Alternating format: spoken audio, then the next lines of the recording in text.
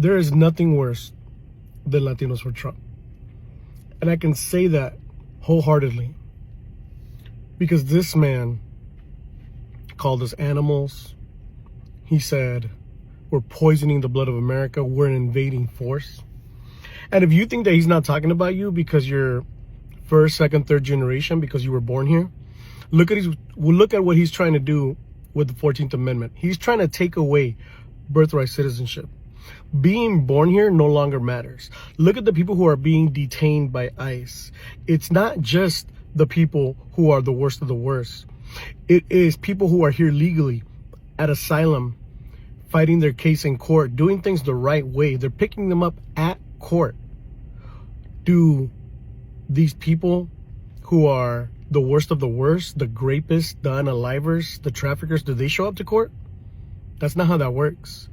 Not only that, the people who are getting picked up are also people who are here legally, legal residents and American citizens. Those are the people being affected every single day by this administration and their anti-immigrant rhetoric. People are being unalived because they listen to this rhetoric and they're going around and they're targeting people. Other people are dressing up as ICE agents and picking women up to assault them, to grape them, and extorting our people because they're wearing masks and they're not identifying themselves and they're in unmarked cars. So our people can't tell the difference between someone who's impersonating ICE and someone who actually is ICE. Our community is being terrorized. All of us, every single brown person is being terrorized by this administration. And you, as somebody who calls yourself Latino for Trump, voted for that. So yes, there is nothing worse than Latinos for Trump. I hope you remember this when your family's affected. When the 2020 and 2024 elections came around, a surprising number of Latino voters, particularly in swing states like Florida, Texas, and Arizona, shifted toward Donald Trump. Many were convinced by promises of economic growth, lower taxes, and a tough stance on crime.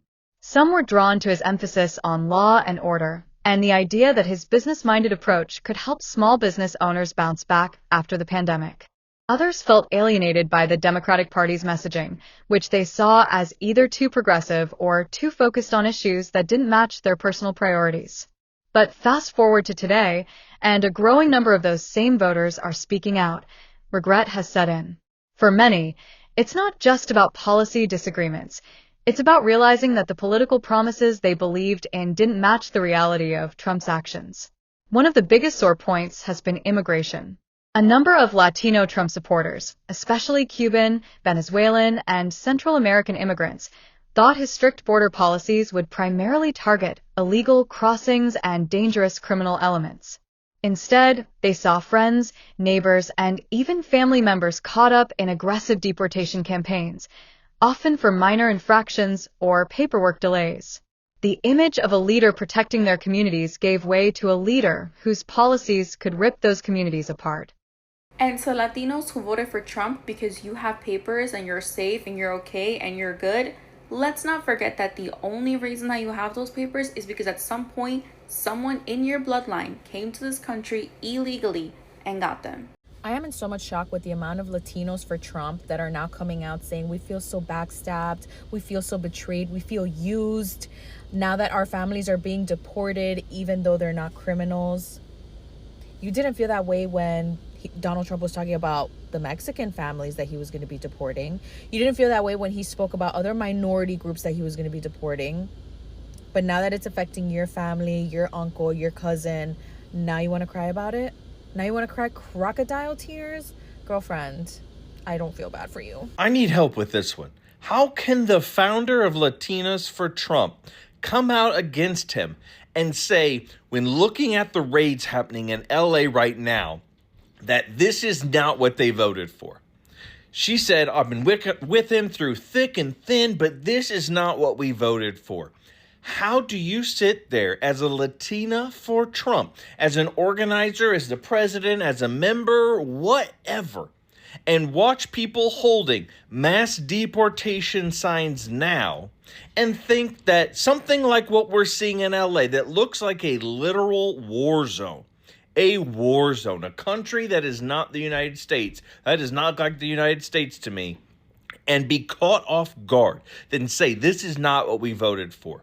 What did you vote for? Because that to me seems like exactly what you voted for. Now, you didn't think he was going to come for everybody? Is that what you're saying? Because the sign that says mass deportations now didn't say get out just the criminals. It said mass deportations. You trusted a snake. You trusted a fox. You got in bed with him.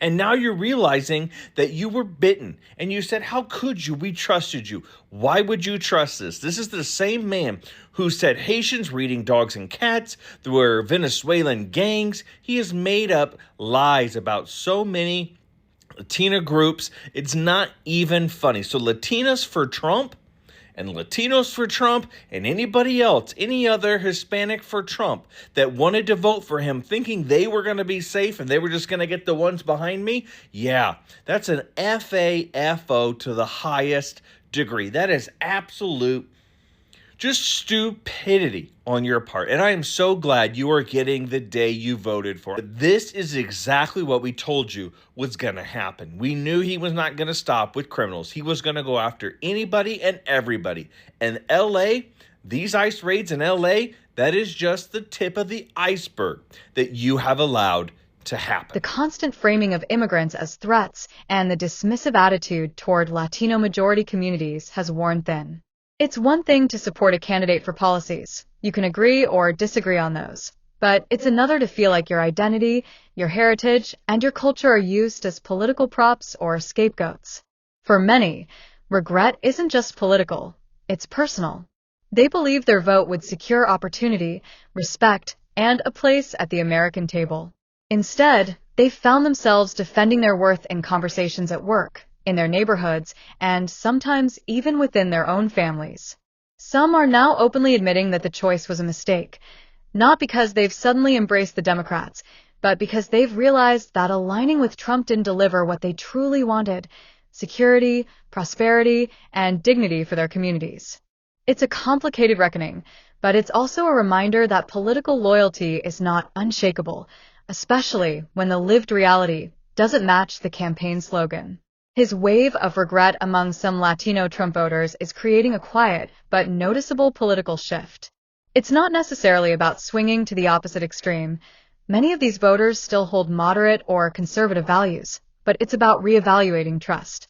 Trust, after all, is the currency of politics, and once it's spent recklessly, it's hard to earn back. In places like South Texas, for example, families that proudly waved Trump flags a few years ago now speak more cautiously about politics. Some still try to justify their past choice, saying he was better than the alternative, but privately, they admit the fallout on immigration, economic hardship, and cultural disrespect hit closer to home than they anticipated. I got a question to my Latinos for Trump. How y'all feel today? Do y'all see what's going on in California right now? Do y'all see how voting for Donald Trump didn't give y'all a single brownie point with white uneducated voters? How it did y'all no good. Wearing a MAGA hat, thinking that that was going to put y'all above it all. Now, abuela, Dio, and tia, and mijo, and mija, everybody getting sent up out of here. Without an ounce of due process, right along with you. How y'all feel today? Honestly. Y'all did all that Latinos for Trump, we love Trump. Now you're up out of here. Y'all were the deciding factor in all of this. White, uneducated voters were going to vote for Trump no matter what. That was a lost cause. But you people, on the other hand, whole different ball game. This was an open book test, and y'all failed. So let me get this straight. Your dad is a Latino with 6 months left to live, and now that he's been picked up by ICE on the orders of Trump, which, get this, you are a Latina and you voted for him. Now your dad's going to spend the last 6 months of his life either in a cell or deported. And now you come on TikTok talking about unity. We need to have unity. We need to come together as a community. Why your ass ain't come together at the polls? Why you ain't come together at them polls, mama? You said that you didn't educate yourself on the immigration policies. That is literally the main point that he ran his entire campaign on. There's literally no way that you could have missed that. It's literally not possible. And then y'all come on here, y'all want people to have sympathy for y'all. Sympathy for what? You ain't have sympathy for the other immigrants that you wanted to get deported when you cast your vote? You just thought your dad was going to be the exception, huh?